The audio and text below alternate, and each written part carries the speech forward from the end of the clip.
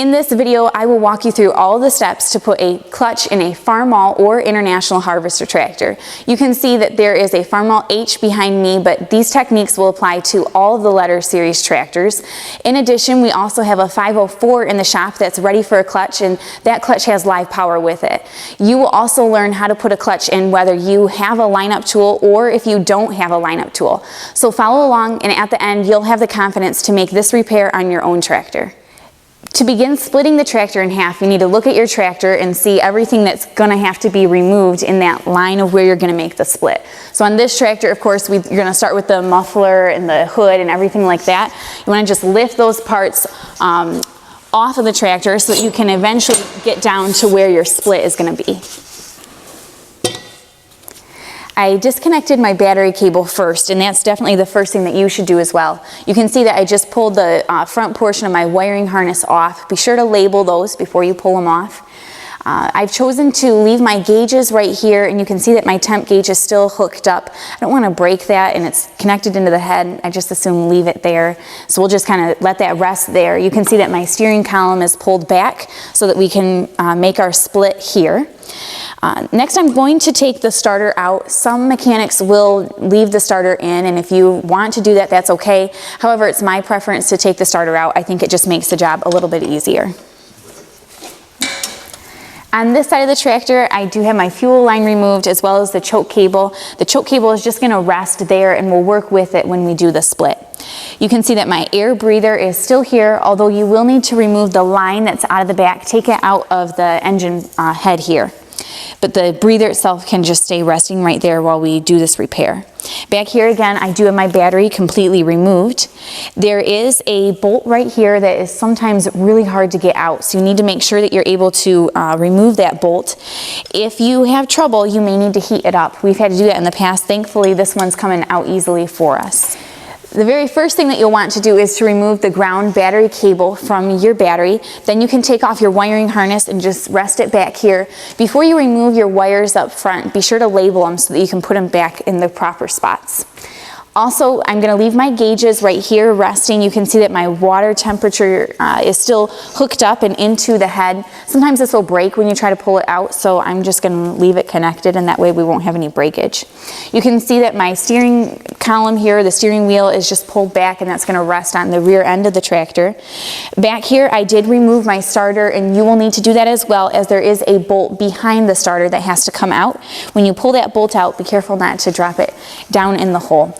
You're just going to get one step further to being ready to split that tractor in half.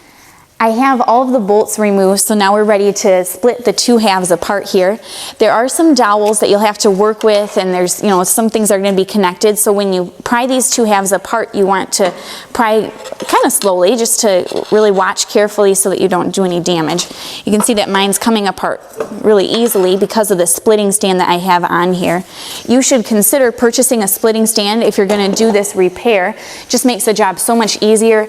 This splitting stand is nice because you can adjust the height so that it will really easily roll apart, and you can use this for all different models of tractors. So you can see there that our two halves are split there. It'll make our repair really easy. Now, some people, especially on a Farmall H, will say that they can put a clutch in the tractor from the belly, and they drop the bottom, and then they can lay on their back and do the whole clutch repair. And yes, that is possible. However, it does not take that long to split the tractor. You can see how easily it pulls apart. And then the ease of doing the repair is so much easier to just stand here and replace your clutch rather than try to do that from the belly of the tractor. So I would definitely encourage you to make the split on your tractor, do it properly, and you'll have so much easier job doing the clutch on your tractor. While you're making this repair, it's a good idea to also replace your throwout bearing. You can use a sleeve puller or a tool like this to pull your old throwout bearing off. Steiner does sell a brand new throwout bearing like this. It is directional. You can see that there's a little bit of a lip and it's smooth. That's the side that's going to go towards the clutch. So you can put that on there and then just use a driver to tighten it up. Ready? Mm-hmm. Your throwout bearing should be completely flush, as mine is here. We used a pipe that we put over the shaft here to drive the bearing all the way in. We're going to take this pressure plate off, and it will expose the clutch here. You can see how worn that is, and that it's pretty much worn down to the rivets there. It's bad, probably why our tractor clutch was splitting. I'm gonna pull that off, and then this portion is pretty worn here. We are going to have this resurfaced at a machine shop, and you would probably want to do the same as yours. You can inspect your ring gear, and if that needs to be replaced, we do have a separate tutorial where we go through the steps of replacing the ring gear if you need to do that as well. I have my resurfaced flywheel back on the tractor here. When you have yours resurfaced, make sure that you have both the inside and the outside lip of your flywheel resurfaced to the same distance there. You can see that I have my 4 bolts replaced here, and then I bent those tabs up so that those are locked in.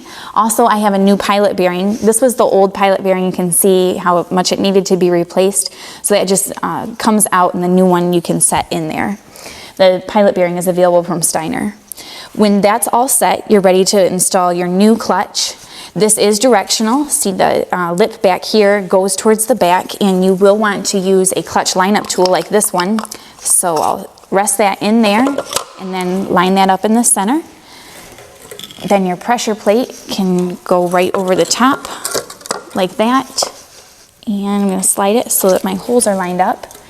And then you can start all your bolts around here and tighten these up evenly. Don't tighten one up all the way and then do the rest. Just move them all at the same rate as you tighten your clutch plate and your pressure plate onto the flywheel. If your tractor is equipped with a live power, or if it's a 2-stage clutch, your clutch lineup tool will have 2 sets here. So the first set would be for your clutch plate, which has splines on it, and also your pressure plate has splines on it as well. So your clutch plate will be directional as well as your pressure plate, of course. Let me pick this up here. I'm going to set both of those up there, like that. Let that rest in there, and then the lineup tool has to get through both sets just like that. And then you know that you're lined up properly. You can slide this over and put your bolts in. We're ready to put our 2 halves together now. You can see that I have it mostly lined up. One part where you might get hung up is the steering shaft rod up here that has to go through the hole. If you need to, you can wiggle your flywheel just a little bit as you're pushing your 2 halves together. You can use a pry bar through your starter hole and gently move that flywheel back and forth, and that will help you as you move your 2 halves in together.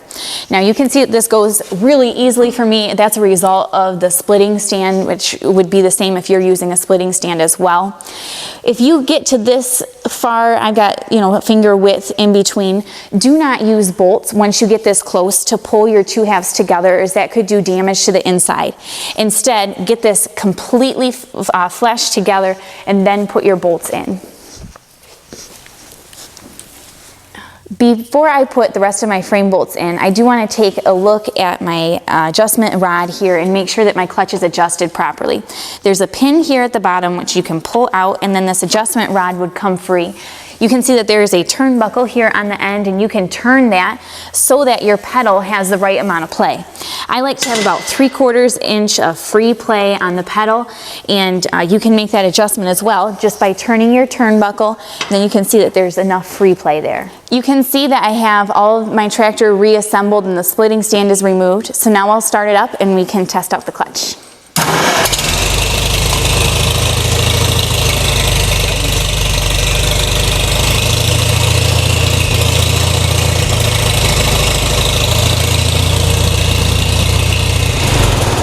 Very good.